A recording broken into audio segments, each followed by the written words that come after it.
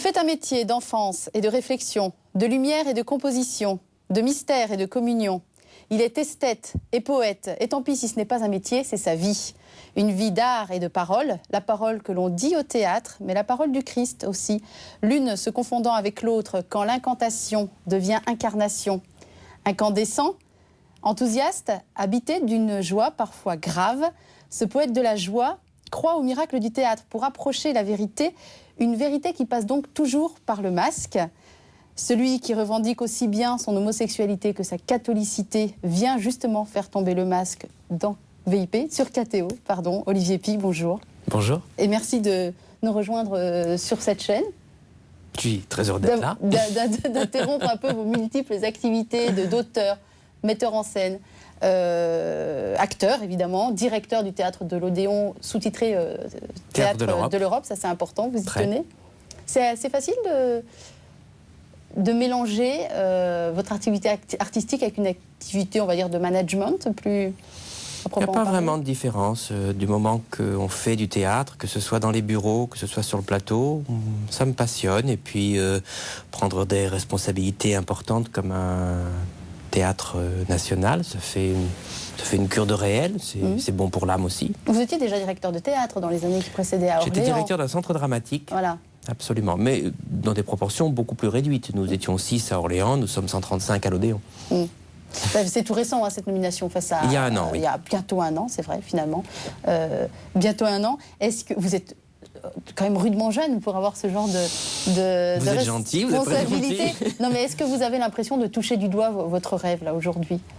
Oh, bien au-delà de mes rêves. Je crois que quand j'avais 15 ans, j'imaginais jamais que je serais directeur d'un théâtre aussi beau. Aussi beau? Non, le plus beau. L'Odéon, c'est le plus beau théâtre du monde. Ça a toujours été pour moi le plus beau théâtre du monde. Avant d'en être directeur, c'est ça que vous voulez dire? Oui, vraiment. Déjà, au niveau architectural, c'est un théâtre du 18e. Il y en a très peu d'aussi beaux à Paris et en France. Et puis c'est un théâtre qui m'a fait rêver. C'est là que pour la première fois, j'ai vu Strehler, Chéreau et plein d'autres. C'est un théâtre plein de fantômes. C'est magnifique de dialoguer avec eux toute la journée. Alors, quand vous avez repris ce théâtre, vous avez redonné, pour commencer la saison, les illusions comiques qu'on avait déjà pu voir au théâtre du Rond-Point. Donc une comédie. Donc une comédie, oui, une comédie. Là, c'est actuellement, à l'heure où on parle, là, c'est votre première, entre guillemets, vraie création au théâtre de l'Odéon. Vous avez choisi de mettre en scène, de traduire déjà, et de mettre en scène l'Orestie d'Eschyle, qui est la seule, vous allez nous expliquer ça mieux que moi, qui est la seule trilogie qui nous soit restée du corpus grec. Et c'est très important parce que, donc trilogie, ça veut dire que les pièces, les tragédies grecques étaient jouées 3 par 3. Et c'est très important parce qu'on découvre que la tragédie, c'est ce qui finit bien chez Eschyle. C'est pas exactement l'idée qu'on en a, que c'est pas triste, que ça doit donner au contraire de l'énergie.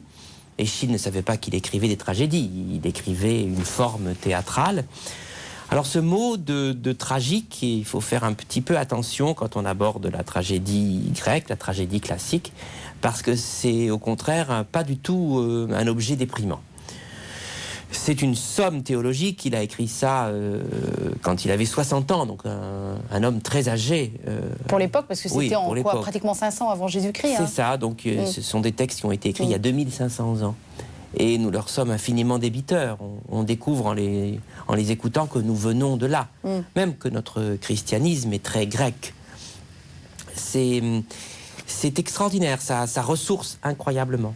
Et pas simplement sur le plan politique, c'est une trilogie très importante sur les rapports entre la cité et les hommes, entre l'individu et le collectif, entre surtout la démocratie et ce qui lui fait obstacle. C'est une grande propagande pour la démocratie. Ça l'était, ça l'est encore.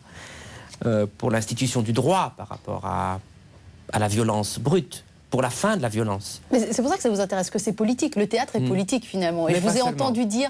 Si, à un moment, je vous ai entendu dire, il n'y a pas de... Est-ce que c'était de bons metteurs en scène ou de bons acteurs ou de bons directeurs de théâtre qui ne soient pas politiques? Oui, je pense qu'il faut avoir une pensée politique pour oser faire du théâtre. C'est vrai. Du théâtre, plus encore que de l'art. D'accord. Le théâtre, il est dans la cité, il est en confrontation directe. Mais qu'est-ce que peut le théâtre aujourd'hui et qu'est-ce qu'on ne peut pas lui demander non plus? Éclairez-nous sur ce point-là. Ben, je crois qu'il ne faut pas forcément lui demander d'avoir des vertus civiques. Il faut d'abord lui demander d'être du théâtre, de nous ramener d'abord à notre humanité. C'est ça, quand le théâtre est efficace, quand il est efficace et qu'il nous passionne et qu'il nous bouleverse, qu'il nous fait rire et pleurer. Efficace ou fécond? Les deux, efficace et fécond. C'est là qu'on rencontre notre humanité. Mais rencontrer notre humanité, c'est un geste politique extrêmement important. Aujourd'hui, le théâtre a un rôle politique fondamental, qui est qu'il échappe au virtuel. On est dans un monde de plus en plus virtuel. Là, nous sommes dans un espace virtuel, dans un décor virtuel. Et puis nous vivons avec des téléphones portables, avec des écrans, etc., etc. Donc son premier rôle politique, c'est de nous rappeler qu'il y a un être là et qu'il est irremplaçable et que toutes les virtualités ne sont rien par rapport à la présence de l'autre en face de nous. Ce qui vous plaît dans le théâtre, c'est qu'il est finalement à contre-courant dans un monde aujourd'hui qui est vitesse, technologie, comme vous nous dites, virtualité, etc. Oui. Lui, il est plutôt attente, présence aussi, non pas image. Présence réelle, oui, c'est très bien de dire ça. Le théâtre n'est plus un grand média. Il l'était dans les années 50. Oui, mais un média, c'est quelqu'un qui fait pas, c'est quelque chose qui aide à faire passer un message. Oui. Est-ce que le théâtre fait passer un message? Quelquefois. Mais d'abord, il fait passer comme message le théâtre lui-même, c'est-à-dire la présence, c'est-à-dire le souci d'humanité, c'est-à-dire la question fondamentale, qu'est-ce que c'est qu'être un homme? Voilà quel est le message, c'est bien plus qu'un message médiatique. Mais parce qu'il n'est pas un média aujourd'hui, parce qu'il parle autrement, parce qu'il a le temps, il a beaucoup plus le temps que les autres formes de dialogue dans la cité. Alors du coup, je crois qu'il a aujourd'hui une aura qu'il n'avait pas il y a 20 ans. Et il faut dire qu'il y a une grande vocation de théâtre en ce moment chez les jeunes. Tous les indices sont là. De théâtre ou de notoriété? De théâtre. De théâtre. Pas forcément d'actorat, mais de théâtre. Il y a vraiment des vocations d'écrivains, de metteurs en scène, de directeurs de compagnie, même d'administrateurs. C'est incroyable comme la vocation du théâtre est très très forte. Les hommes politiques ne s'en rendent pas toujours compte. Ils ont l'impression qu'on est une chose vieillie, dépassée, terminée, comment dire, isolée, insulaire. Vraiment, j'ai pas du tout cette impression-là, moi, en vivant là où je vis. Au contraire, depuis 10-15 ans, je trouve qu'il y a des énergies spirituelles qui vont vers le théâtre. Pourquoi ce renouveau d'un seul coup? J'ai quelques idées là-dessus, mais elles ne sont pas forcément partagées. Parce que le monde littéraire a été écrasé par le marché du livre, parce que le cinéma est de plus en plus difficile, parce qu'il y a une sorte de déception, parce que peut-être dans les grands médias, il y a aussi une période d'inquiétude. On revient vers une valeur sûre, une valeur refuge finalement. Oui. Je crois que il est de plus en plus clair que le théâtre est une aventure spirituelle avant d'être une aventure culturelle. Mais vos histoires d'ailleurs, que ce soit d'ailleurs, tiens, pour ceux que ça intéresse, il y a tout un coffret magnifique qui est sorti. Le Théâtre du Rond-Point, vous avez rendu un hommage, ça s'appelait La Grande Parade d'Olivier Py. Et dans ce coffret, on a Les Vainqueurs 1, 2, 3, Les Illusions comiques, Les Contes de Grimm, on en reparlera, Les Chansons du Paradis perdu, Épître aux jeunes acteurs, on en reparlera aussi, et un documentaire sur vous. Pourquoi j'avais commencé à dire ça? Parce que... Presque 20 heures de théâtre dans un seul coffret. Non mais c'est revigorant, c'est revigorant, il y a un vrai style évidemment, une vraie parole, mais j'avais commencé à penser à quelque chose, voilà que ça m'échappe. Tout ça pour dire de quoi on parlait, Olivier Py, vous suivez vous cette émission? Et tout ça pour dire que il faut croire que... Oui, que voilà, vous disiez hautement spirituel, que ce que vous écrivez et ensuite mettez en scène, est souvent à teneur spirituelle. Oui, ce qui ne veut pas forcément dire à teneur religieuse. Attention, oui, faites attention aux mots que j'avais employés. Mais spirituel, oui, tourner vers la vie, oui. Il s'agit de naître. L'Orestie ne parle que de ça, d'ailleurs.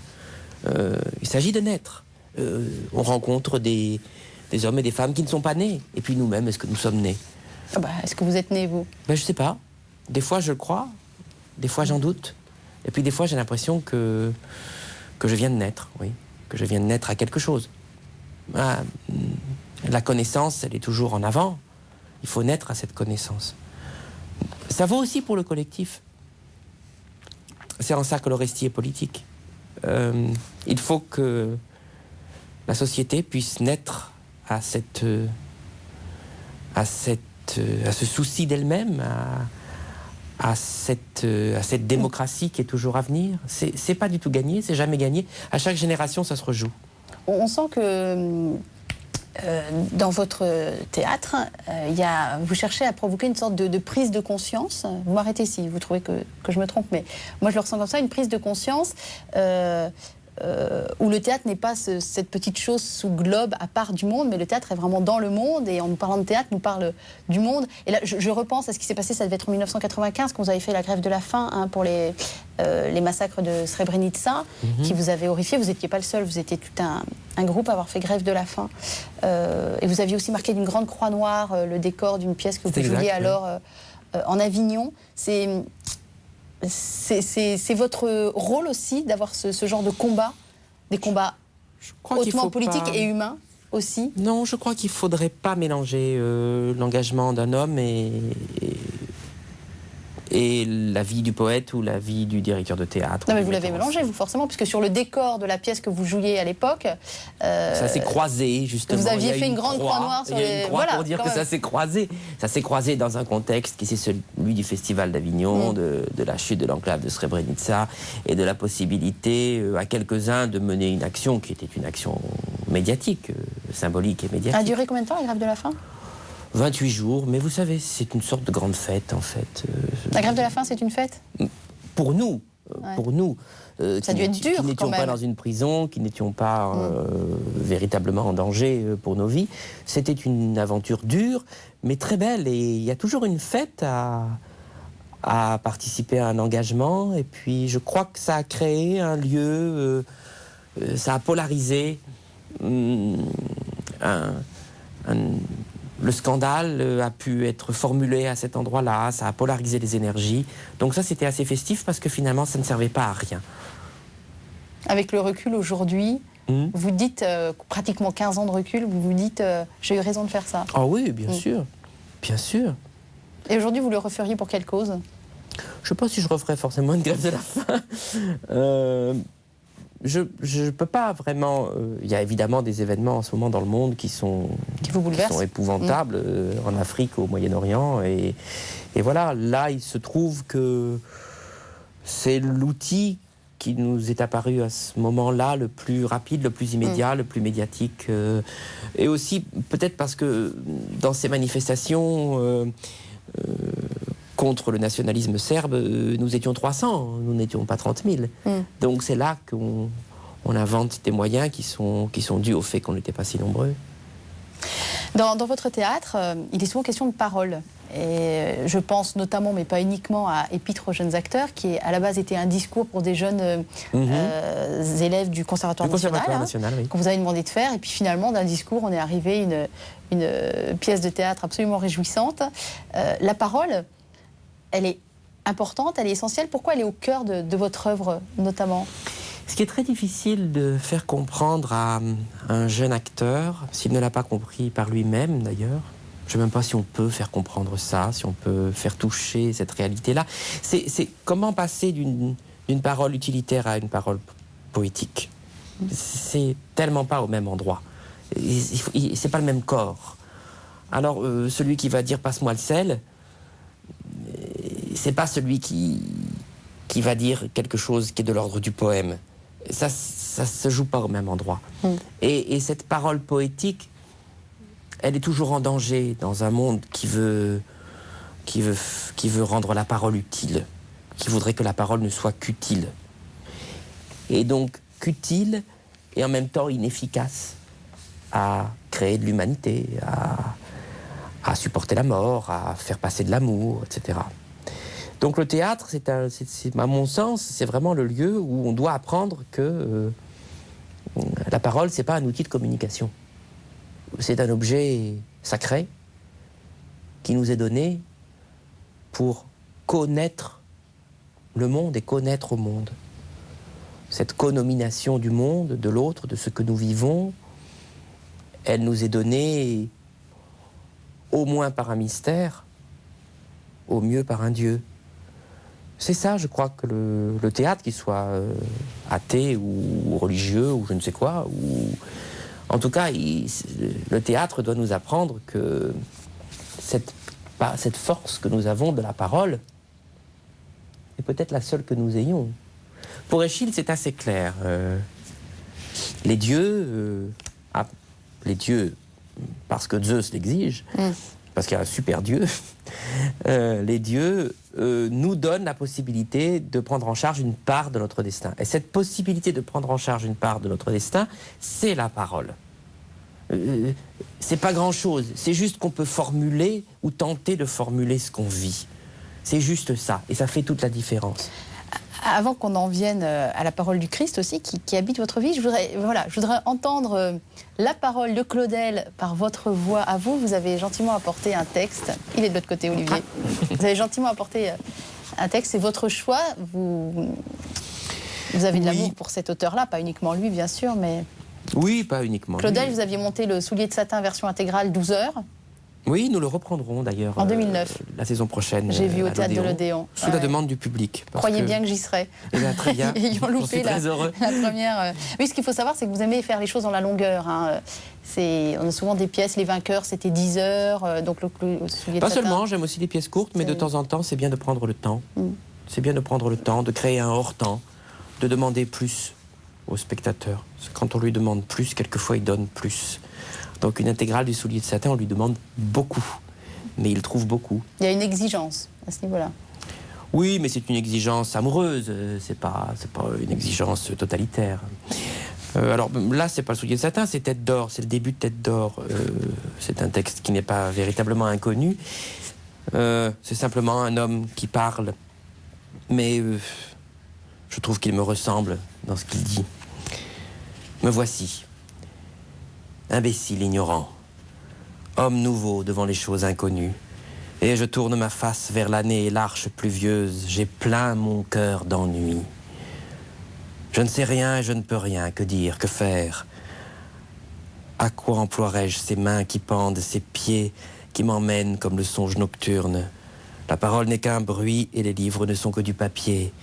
Il n'y a personne que moi ici, et il me semble que tout, l'air brumeux, le labour gras, et les arbres et les basses nuées me parlent avec un discours sans mots, douteusement. Le laboureur s'en revient avec la charrue, on entend le cri tardif. C'est l'heure où les femmes vont au puits. Voici la nuit, qu'est-ce que je suis, qu'est-ce que je fais, qu'est-ce que j'attends? Et je réponds, je ne sais pas. Et je désire en moi-même pleurer ou crier ou rire ou bondir et agiter le bras. Qui je suis? Des plaques de neige restent encore. Je tiens une branche de mignonnet à la main, car Mars est comme une femme qui souffle sur un feu de bois vert. Que l'été et la journée épouvantable sous le soleil soient oubliées. Ô chose, ici, je m'offre à vous. Je ne sais pas. Voyez-moi, j'ai besoin, et je ne sais pas de quoi, et je pourrais crier sans fin, tout haut, tout bas, comme un enfant qu'on entend au loin, comme les enfants qui sont restés tout seuls près de la braise rouge. Ô ciel chagrin, arbre, terre, ombre, soirée pluvieuse, voyez-moi, que cette demande ne me soit pas refusée, que je fais. En quoi ce texte magnifique fait écho en vous? Qu'est-ce qui réveille chez vous? Ou qu'est-ce qui calme? Un état de doute, voilà, un état de question qui m'a probablement amené dans ce grand champ à l'entrée de l'hiver qu'est le théâtre, dans ce grand champ à l'approche du printemps qu'est le théâtre. Cette question, ce doute. Est-ce que je suis un croyant? Est-ce que je suis un athée? Quand les gens me disent je suis athée, je dis oh, formidable, mais j'y crois pas vraiment. Je crois que nous sommes tous des verres à moitié vides, des verres à moitié pleins, que nous sommes tous dans une obscurité qui n'est pas totale. Car nous avons avec nous, quoi? La voix de notre parole, notre capacité à questionner, notre demande qu'une réponse nous soit faite, notre force de rencontre. Nous avons ça. C'est rien, c'est peu, c'est beaucoup, c'est peut-être assez. Comment ça s'est fait, votre rencontre avec le Christ? Est-ce que vous le connaissiez depuis tout petit parce que vous avez été élevé dans cette religion-là? Ah non, non, pas du tout. Non, pas du tout. J'étais très préservé, justement. J'étais très, très préservé. J'avais même plutôt des parents assez réfractaires à la parole religieuse, même si j'avais été baptisé. Ça s'est fait assez évidemment. Comme j'habitais dans un petit village de Provence, il y avait une église, j'y suis rentré quelques fois. Vous êtes né à Grasse, hein, Je suis né à Grasse, oui. Et j'ai vécu dans un petit village proche de Grasse, qui est Montsartou, qui est vraiment un petit village d'opérette, qui était à l'époque vraiment un petit village d'opérette provençal. Et puis un jour, j'ai assisté à une messe basse. Vous aviez quel âge? Oh, je crois 12 ou 13 ans. L'âge des questions, voilà. L'âge où on découvre tout. Et j'ai été farouchement troublé par l'Eucharistie. J'ai été sous le choc de cette cérémonie. Et pas du liturgique. Pas du liturgique. De ces quelques femmes, puisque c'était des femmes, qui étaient en train de manger un morceau de pain qui était leur père. C'est sûr que dit comme ça. Mais c'est ça. Oui, c'est vrai. Alors oui, mais vous avez raison, je crois que ce qui a présidé en fait à ma foi, c'est l'étonnement. C'est pour ça que je dis que j'ai été préservé finalement d'une éducation religieuse qui aurait rendu les choses moins brutales. J'ai d'abord été dans l'étonnement avant d'être dans l'émerveillement. Vous avez été saisi? Oui, saisi. Et ensuite, je ne sais toujours pas si je suis quelqu'un qui croit au sens scientifique. Je ne crois pas au Christ comme on croit que 2 et 2 font 4. Je sais simplement que j'ai eu un éblouissement face au dogme. Un éblouissement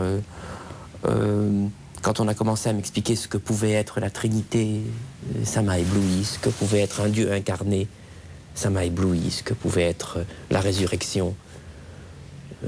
Je me suis dit qu'il fallait que je trouve en moi toute l'énergie nécessaire pour m'approcher au plus près de la foi. Mais comment vous avez fait? Vous avez mis quoi en œuvre pour vous approcher de la foi, justement? Ben, j'ai ouvert l'Évangile et j'ai lu. Avec voilà. Une parole plus particulièrement? Et puis j'ai voulu aller à la messe, voilà. Donc peut-être un peu, c'est vrai, d'abord un peu dans la solitude. Dans la solitude. C'est peut-être propre à ma génération. Et puis très vite, on trouve des porteurs d'eau, et les artistes en sont. Lire Claudel, voir les films de Tarkovsky, voir des films de Bresson, ça a formé ma foi, bien plus que les pères de l'Église. Et vos relations, c'est très indiscret comme question, excusez-moi. Ça se passe comment? Enfin, je sais pas, vous priez, vous rentrez encore dans les églises aujourd'hui? Oui, bien sûr, bien sûr. Vous avez raison, c'est très indiscret. N'est-ce pas? C'est vrai, c'est indiscret. J'en parle pas très facilement. Ah, mais de toute façon, quand vous en parlez, vos copains se moquent de vous. Non, plus maintenant. Plus maintenant, c'est fini. Plus maintenant, heureusement. Non, les choses ont bien changé. Mais on vit dans un contexte qui est tellement violemment anti-religieux et presque toujours basé sur des malentendus. Je crois que ce contexte anti-religieux, c'est une méconnaissance totale de ce que peut être un croyant, de ce que peut être une religion, de ce qu'est le christianisme, de ce qu'est la religion catholique. C'est Bernanos qui disait, j'avais relevé cette citation en me disant qu'elle allait vous plaire, « On ne comprend absolument rien à la civilisation moderne si l'on n'admet pas tout d'abord qu'elle est une conspiration universelle contre toute espèce de vie intérieure. » Malheureusement, c'est assez vrai. Malheureusement, c'est assez vrai, oui.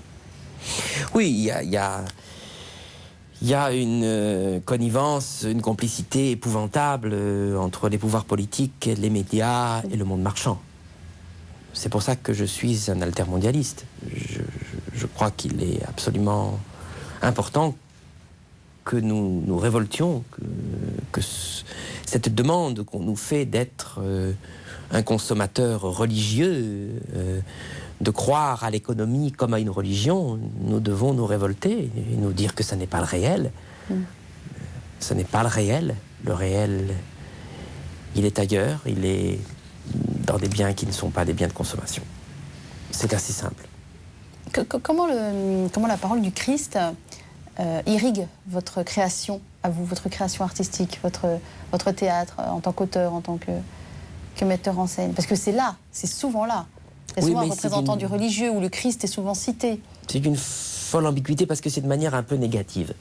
Moi, ce que j'interroge la plupart du temps dans ce que j'écris, dans mes œuvres écrites, le travail que je fais en tant que metteur en scène différent, c'est plutôt la part de paganisme qu'il y a en moi, la résistance à croire. voir l'absence, ce Dieu tellement présent par son absence.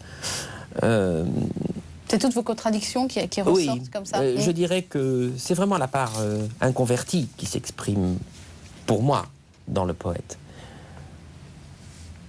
Je pense que sinon je me contenterais de faire de l'exégèse.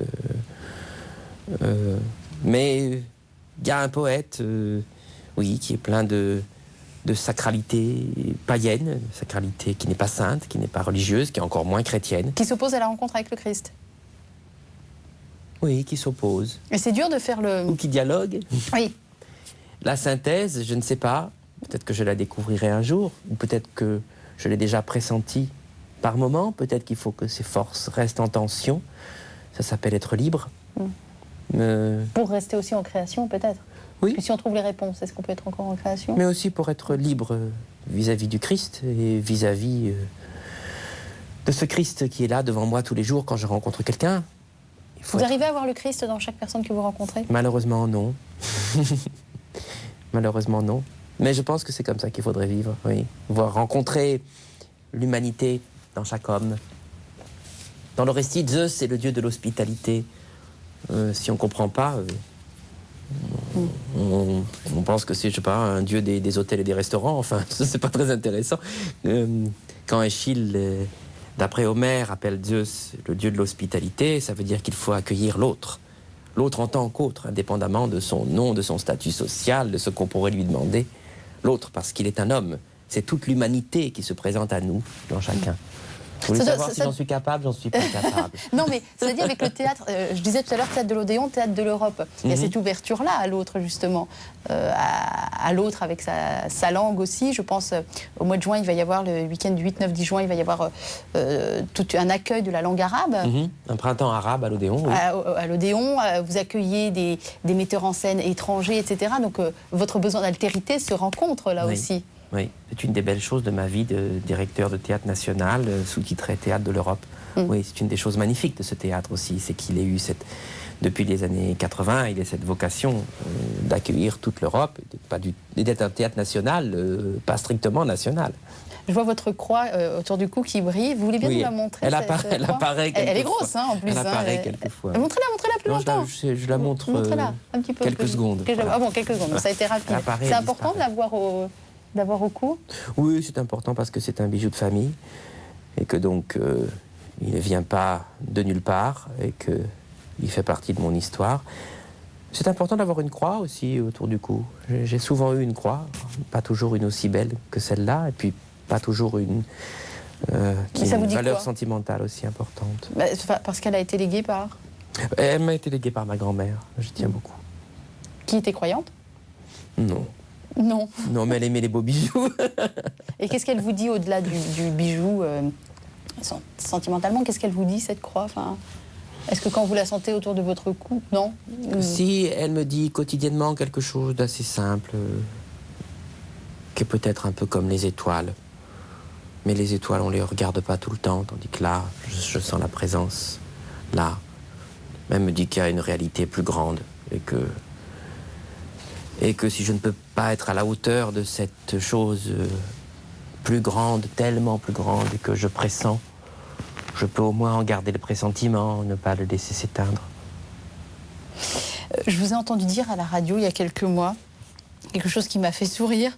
Vous disiez que dans ce monde du show business... Là, il est en train de se dire, mon Dieu, qu'est-ce que j'ai encore dit? Eh bien, je vous la cite. Dans ce monde du show business, il est plus facile de faire son coming out sur son homosexualité que sur sa catholicité. Oh bah oui. Revendique. Je revendique. Ouais. Oh bah pas simplement dans le show business, enfin dans le monde que nous vivons aujourd'hui, oui. Enfin, pour moi, aimer un homme... ça n'a jamais posé de véritables problèmes, de problèmes sociaux. Être catholique, c'est très...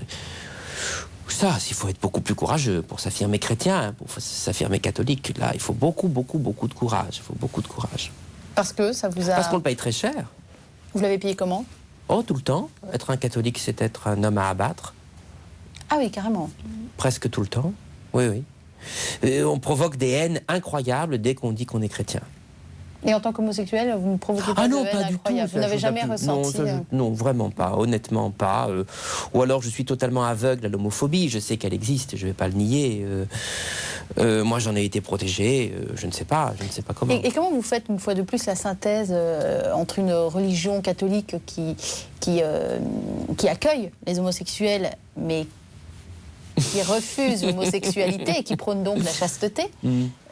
Comment vous arrivez à mélanger, à faire la synthèse de tout ça Vous savez, je suis papiste, ça c'est certain. Je pense que c'est extraordinaire d'avoir un pape. Je ne suis pas toujours d'accord avec la parole du Vatican. Et fort mais vous heureusement, le défendez bec et ongle, le pape? Je crois que c'est merveilleux d'avoir un pape, oui.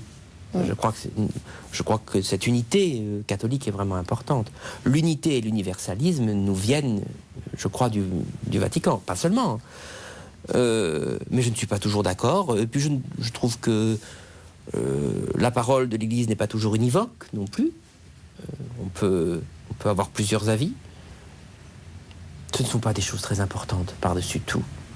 Je pense et Claudel serait d'accord avec moi, peut-être pas sur la question de l'homosexualité. On ira lui demander. Mais en tout cas, Claudel trouvait qu'il y avait une Église qui se mêlait beaucoup trop de morale et de choses séculaires.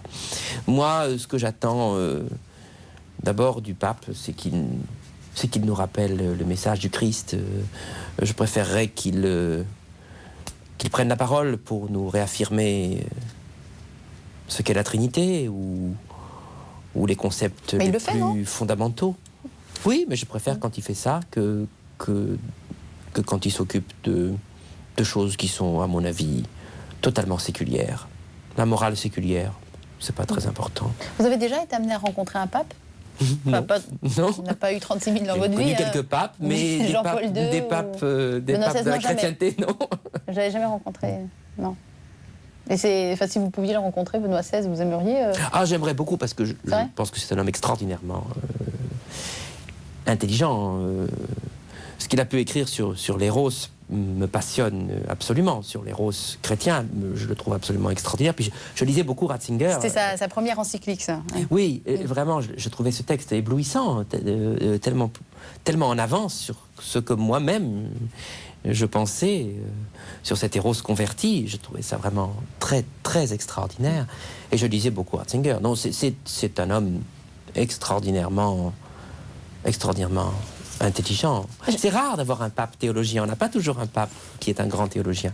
Maintenant, il est sans doute pris dans des logiques politiques qui ne sont pas simples. Jean-Paul II était un acteur aussi, il avait écrit des pièces de théâtre. Oui, vous avez déjà eu l'occasion de les lire? Non, je ne les ai jamais lues. Jamais? Ça vous a jamais... Ça, ce serait monter Jean-Paul II à l'Odéon, ce serait...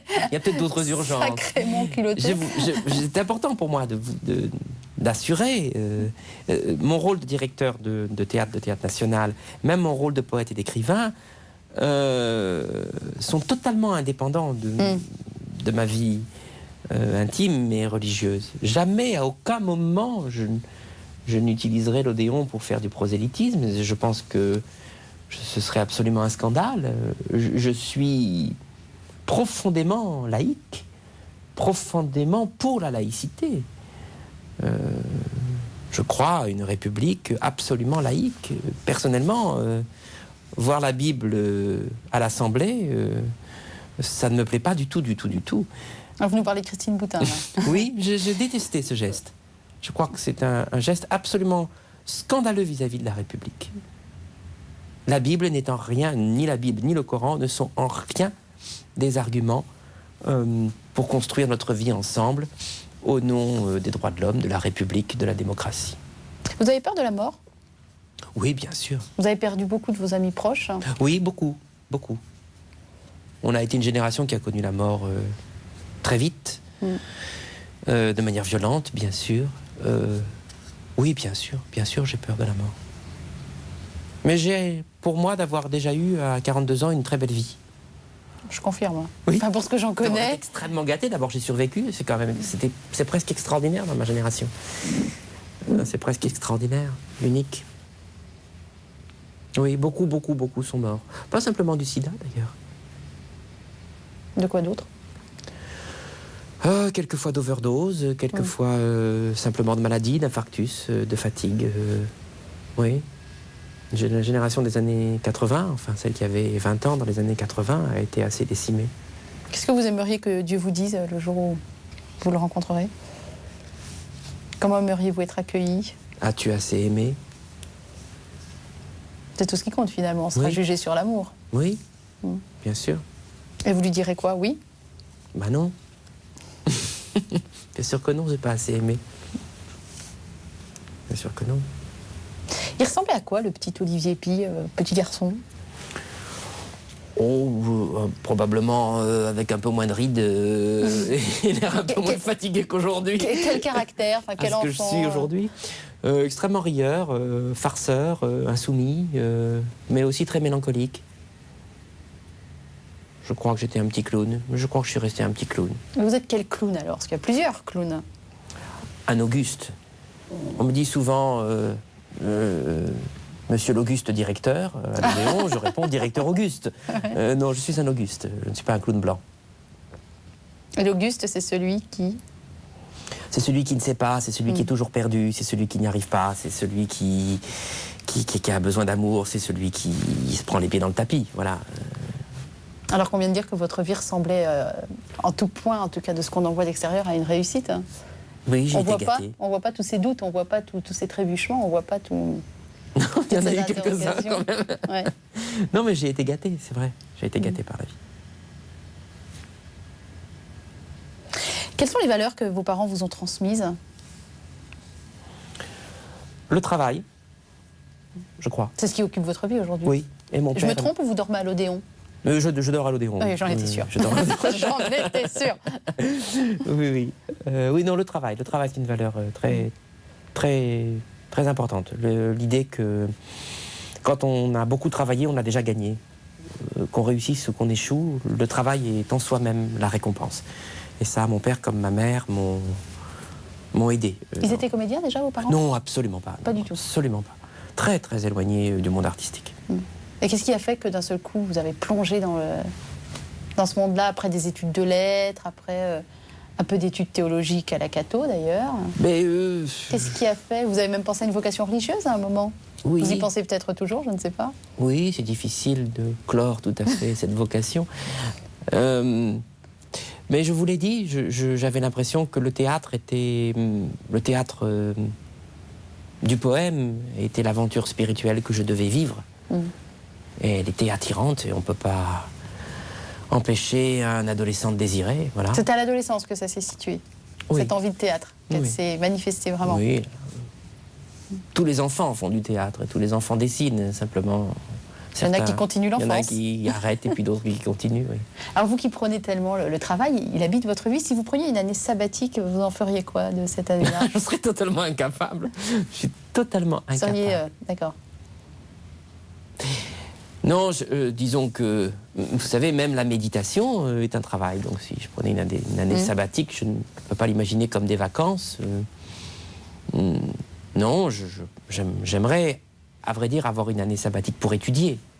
Ce serait pour étudier? Oui, pour étudier. Et alors je reviendrai probablement à l'exégèse et à la théologie, à la méditation et à la prière, mais qui sont pas du repos. Je vous avais vu dans un court-métrage qui s'appelait L'Éclat, je crois, jouer le rôle d'un prêtre. Oui. L'histoire, rapidement, c'était un Christ en croix précieux qu'il fallait réparer. Et oui, c'est Aurélien Recoin qui joue le rôle d'un artisan. Qui va réparer ce Christ en croix, qui va se convertir, c'est ce qu'on en comprend. Absolument. Au fur et à mesure qu'il répare ce Christ en croix, alors qu'au départ, c'est un païen, un impie, enfin, vraiment comme on veut. Et vous faisiez un prêtre, c'était rapide. Hein. Oui, c'était une apparition. Une apparition, un clin d'œil. Mais ça vous a plu de revêtir... vous avez l'habitude du masque et du déguisement, mais... Ça ne me plaît pas plus spécifiquement de jouer un prêtre qu'une prostituée. Non, mais ça vous a pas remis dans l'idée d'une vocation éventuelle, non? Non, ça doit pas. Non, le plaisir théâtral doit être absolument libre. Quand on commence à confondre ces désirs-là, ces désirs intimes avec le désir de jouer, non, alors c'est catastrophique. Non, il faut aimer ces personnages. De toute façon, au théâtre, souvent les personnages les plus beaux sont les pires. Donc on ne peut pas, désirer leur ressembler. Bernanos, toujours lui, disait « Qu'importe ma vie, je veux seulement qu'elle reste fidèle jusqu'au bout à l'enfant que je fus ». C'est une phrase qui vous parle? Vous avez l'impression d'avoir été fidèle à l'enfant que vous avez été? Oui, mais beaucoup plus que ça. Je vous l'ai dit, je ne pensais pas enfant arriver là où je suis. Parce que pour moi, enfant, vivre quotidiennement la vie théâtrale, la vie intellectuelle, la vie politique et poétique, à laquelle je me consacre 15 heures par jour, je ne pensais pas que c'était atteignable, ou je ne savais pas comment on pouvait le rêver. Mais les enfants vous intéressent, hein. Vous avez redonné à l'Odéon une vocation de théâtre aussi pour enfants. Oui. Vous avez monté...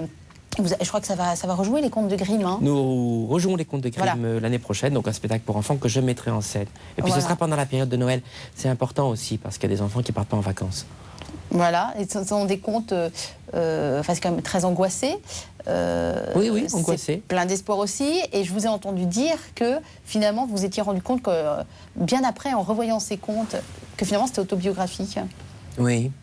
Parce que je crois que... Ça fait peur, hein, quand on voit... quand on voit oui, les on Contes se dit, de mon Grimm. Dieu, mais qu'a-t-il vécu dans sa vie? Au niveau symbolique, évidemment. Ouais. Parce que le rapport avec le père est quand même très dur, hein, dans les Contes de Grimm. Ben oui, mais bon, il n'y a pas d'enfance qui ne soit traumatique.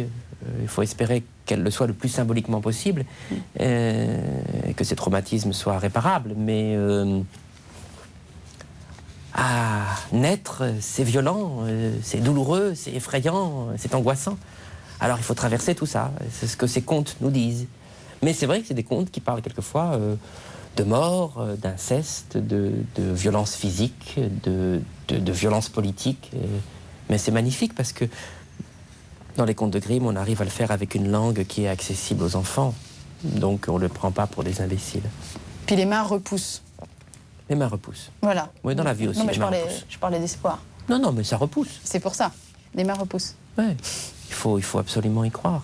Si les mains, c'est le désir, par exemple, on peut toujours croire que le désir a été abîmé.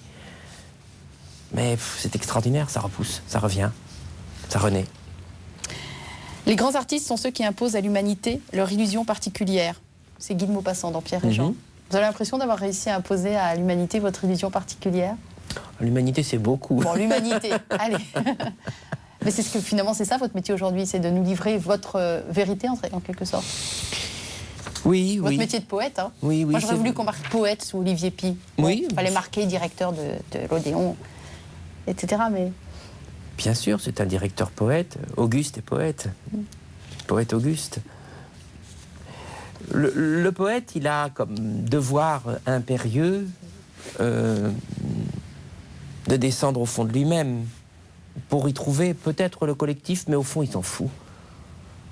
D'abord, ce qui compte pour le poète, c'est cette aventure de descendre en soi-même, d'y accepter ce qu'on y trouve, donc de connaissance de son désir.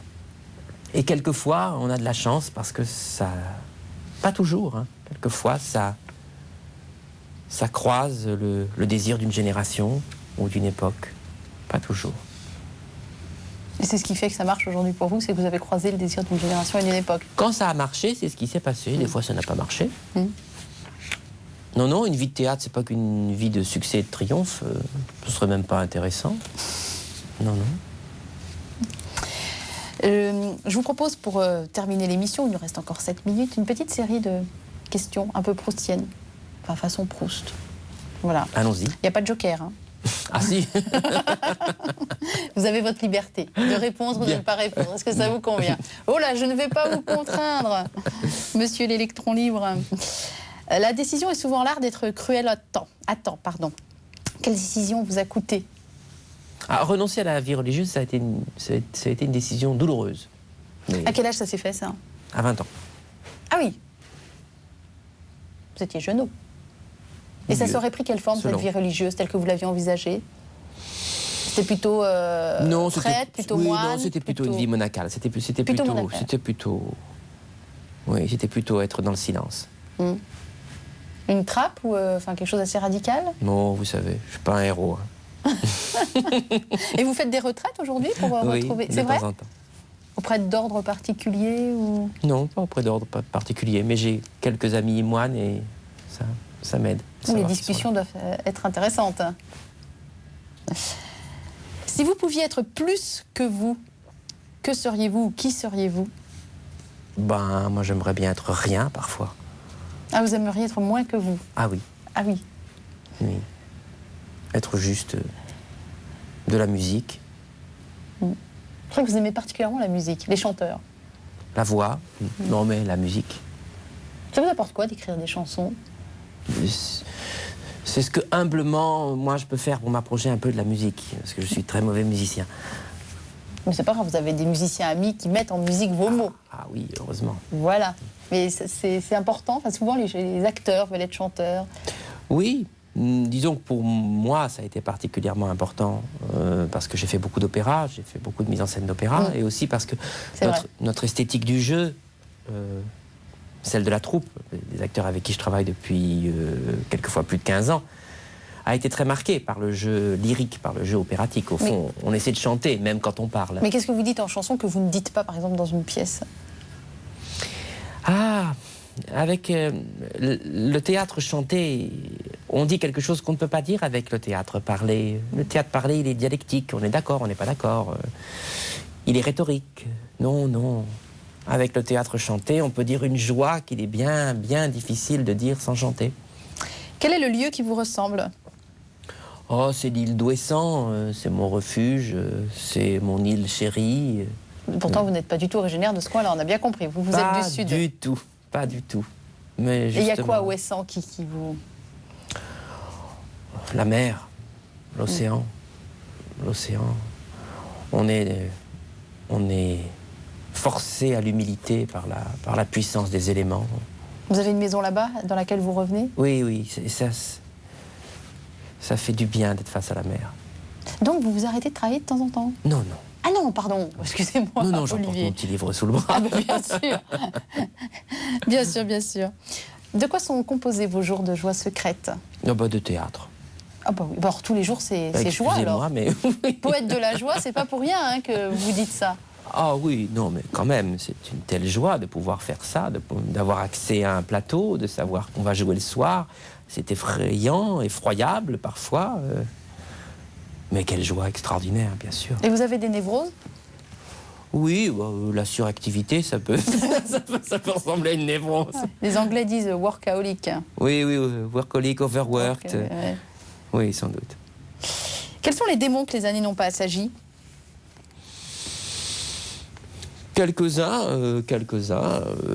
L'orgueil, d'abord. L'éros, évidemment. Pour l'instant, ça ne s'est pas calmé. Je suis encore un être désirant. Ce sont des démons, mais ce sont des démons magnifiques aussi. Est-ce qu'il y a un mot que vous aimez bien, plus que tout autre? Miséricorde. Ben, c'est un mot magnifique de la langue française. Oui, magnifique au son et magnifique dans le sens aussi. Je pense que tout vous parle. C'est un mot qui guide un peu votre vie? Ou à moins que vous ayez une devise autre ou... Non, c'est un mot auquel je pense souvent. Qu'est-ce qui pourrait être miséricordieux? Où est la miséricorde? Et il y a un vers théâtral dont vous vous souvenez tout le temps, écrit par vous ou par quelqu'un d'autre, hein, mais il y a un vers comme ça dont vous n'arrivez pas à vous débarrasser, qui vous colle au talon? Il y a un vers de Corneille dans Suréna, mais je ne le dis pas exactement, qui dit toujours aimer, toujours souffrir, toujours mourir. Oh, c'est beau, on dirait du Olivier Py. Oh, je vous remercie, je vous remercie. Ben justement, c'est quoi le plus beau compliment que l'on vous ait fait? Quand on m'a dit que j'étais moi-même. Ce qui n'est pas rien dans ce milieu-là. C'est difficile d'être soi-même, oui. Ça m'a touché. Pascal disait, quand on lit un grand auteur, on croit rencontrer un auteur et on rencontre un homme. Ça, ce serait vraiment bien si on pouvait se tenir à cette hauteur-là. Qu'est-ce que vous serez heureux d'avoir accompli à la fin de votre vie? Ben, là aussi, du théâtre. Du théâtre. Je crois que je serais heureux de la vie de la troupe, plus encore. que d'avoir écrit des livres.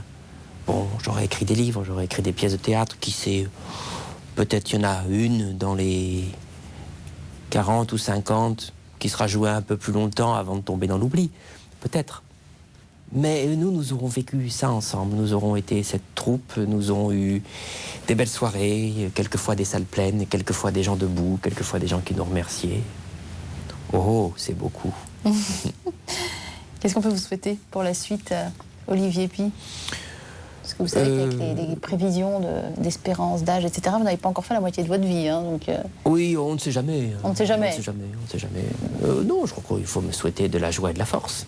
De la joie et de la force? Oui. Vous avez déjà tout ça en vous, non? Oui, mais ça dépend des jours. Oui, mais enfin, un peu plus de joie. Ça dépend des jours, ça dépend des jours. Un peu plus de joie et un peu plus Oui, un peu plus de joie, parce que je trouve que le péché, c'est la tristesse. C'est... Quand on n'est pas en joie, on est pécheur. Eh ben alors moi, c'est ce que je vous souhaite, de la joie. Merci. Et de la force. Moi aussi. Et je vous remercie infiniment d'être venu. Merci. Sur VIP. Merci.